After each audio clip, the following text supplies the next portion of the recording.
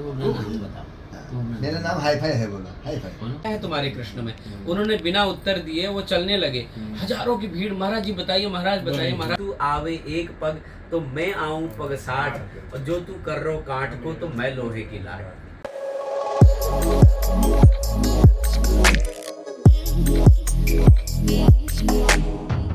Hello दोस्तों, कैसे हैं आप? आशा करती हूँ सब ठीक होंगे। बिन संत संग विवेक न होई, राम कृपा बिन सुलभ न सोई। अर्थात सत्संग बिना विवेक और भगवान की कृपा बिना संतों का मिलन संभव नहीं। जीवन में 3 बातों का होना अनिवार्य है: सत्संग, भगवत भजन और परोपकार। इन सब में सत्संग की बहुत भारी महिमा है। परमात्मा की प्राप्ति के लिए और प्रभु से प्रेम बढ़ाने के लिए सत्य पुरुषों को श्रद्धा से सुनना और समझना ही सत्संग है। तो दोस्तों, आज ऐसे ही एक सरल स्वभाव विचारों के धनी शास्त्री श्री मनोज कृष्ण जोशी जी से हमें परिवार सहित मिलने और उनके मुख से प्रभु श्री राम की एक लघु कथा सुनने का सौभाग्य मिला। तो आइए सुनते हैं उनके मुख से सुंदर कथा। भोजन करत बोल जब राजा, नहीं आवत तजी बाल समाजा। कौशल्या जब बोलन जाई, तो ठूमे को ठुमके प्रभु चलही पराई। इसका मतलब ये है कि भोजन करत बोल जब राजा, है ना। भोजन करने के लिए जब दशरथ जी आए, राम जी खेल रहे थे, तो राम जी से बोले राम आओ और भोजन करो, लेकिन नहीं आवत तजी बाल समाज। राम जी अपने सखाओं को त्याग करके जो है दशरथ जी के पास नहीं आए। लेकिन प्रश्न उठता है कि राम जी क्यों नहीं आए। और वहीं कौशल्या जब बोलन जाए, तो ठुमुके ठुमुके प्रभु चलहि पराई। जैसी कौशल्या बुलाने आई, भगवान ठुमुक ठुमुक चल करके आए और भोजन पाने आ गए। लेकिन प्रश्न ये उठता है कि दशरथ के बुलाने में क्यों नहीं आए। चिंतन साधारण दृष्टि से देखकर दशरथ पिता है, राम पुत्र है, कौशल्या माँ है। दशरथ जी ने बुलाया तो राम नहीं आए, ये साधारण दृष्टि में इसका अर्थ हो गया। और दूसरी दृष्टि में देखें तो राम है ब्रह्म, दशरथ है जीव और कौशल्या है भक्ति, है ना। इसीलिए जो है तुलसीदास जी को लिखना पड़ा कौशल्या महतारी, कौशल्या हितकारी, कौशल्या हितकारी, क्योंकि राम जी की फूल पट्टी को कौशल्या ही जानती है, बाकी कोई नहीं जानता। दशरथ जी नहीं जानते इतना, लेकिन कौशल्या जानती है। तो जब भोजन करने के लिए बुलाया तो नहीं आए राम। लेकिन राम क्यों नहीं आए? देखे तो दशरथ जीव है, राम ब्रह्म है और कौशल्या भक्ति है। जीव को यदि ब्रह्म चाहिए तो भक्ति का आश्रय लेना पड़ेगा। जीव को यदि ब्रह्म चाहिए तो भक्ति का आश्रय लेना पड़ेगा। बिना भक्ति का आश्रय लिए बिना जीव ब्रह्म को प्राप्त कर ही नहीं सकता है। दशरथ को यदि राम चाहिए तो कौशल्या रूपी भक्ति का आश्रय लेना ही पड़ेगा। और दूसरा, दशरथ जी जो है बुला रहे हैं, भोजन कर तो बोल जब राजा, बुला रहे हैं, बुलाने नहीं जा रहे।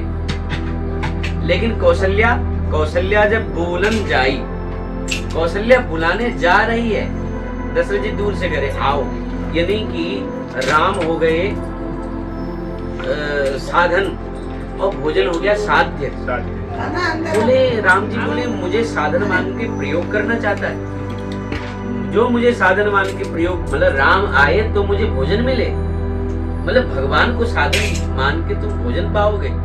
आपको मैं नहीं मिल सकता, आपको नहीं मिल सकता। और दूसरा भाव बड़ा सुंदर है कि दशरथ भक्त तो है, लेकिन दशरथ की भक्ति में गति नहीं है। जब तक भक्ति में गतिशीलता नहीं होगी, तब तक जीव को ब्रह्म मिल ही नहीं सकता है। रुका हुआ पानी पीने योग्य नहीं होता है। लेकिन जिस पानी में गतिशीलता होती है वो पीने योग्य हो जाता है ना। और भगवान के लिए दौड़ना पड़ता है। ये नहीं कि दूर से को भगवान आ जाएगा, नहीं आएगा। उसके लिए दौड़ना पड़ेगा। जो तू आवे एक पग तो मैं आऊं पग 60, और जो तू कर रो काठ को तो मैं लोहे की लाट।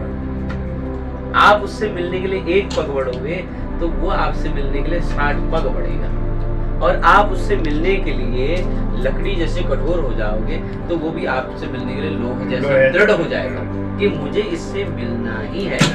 तो इस प्रकार दशरथ जी की भक्ति में जो है गति नहीं है, और कौशल्या की भक्ति में गति है। भक्ति में गतिशीलता जरूरी है, इसलिए कौशल्या जब बोलन जाए तो ठुमक कौशल्या बुला नहीं रही है, बुलाने जा रही है, तभी भगवान, इसलिए भगवान आए। इसीलिए जीव को यदि ब्रह्म, दशरथ रूपी जीव को यदि ब्रह्म चाहिए तो कौशल्या रूपी भक्ति का आश्रय लेना ही पड़ेगा। बोलो राजा रामचंद्र की जय। तो प्रश्न ये है कि भक्ति में चलत रामचंद्र ठुमकी चलत रामचंद्र बाजत बजनिया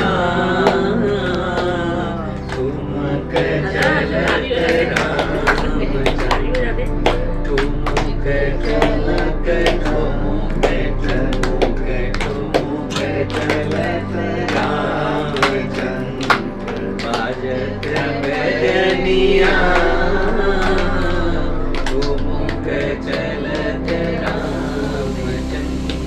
जय हो श्यावर रामचंद्र भगवान अनंत बलवंत हनुमान जी महाराज की जय। बाबा की जय। भगवान की दादा गुरु महाराज की जय। बोल सत्य सनातन हिंदू धर्म की जय। हिंदू राष्ट्र अखंड हो। जय हो। तो दोस्तों, इस लघु कथा से हमें यह ज्ञान मिलता है कि यदि हमें प्रभु को पाना है तो हमें भक्ति मार्ग में आना ही होगा। दोस्तों, आज हम धन्य हुए जो हमें ऐसे महान पुरुष के साथ कुछ पल बिताने का अवसर मिला। आशा करती हूँ आपको भी शास्त्री श्री मनोज कृष्ण जोशी जी की लघु कथा सुनकर आनंद आया होगा, और भगवान हमें उनसे मिलने का फिर से मौका दे। आशा करती हूँ आपको वीडियो पसंद आई होगी। अपने विचारों को कमेंट बॉक्स में लिखकर जरूर बताइएगा। मेरी इस वीडियो को अपना भरपूर प्यार दीजिएगा और अपने दोस्तों के साथ ज़्यादा से ज़्यादा शेयर कीजिए। तो चलिए दोस्तों, अपनी इस वीडियो को मैं यहीं समाप्त करती हूँ और मिलती हूँ आपसे अगली वीडियो में। तब तक के लिए सबको नमस्कार और जय उत्तराखंड।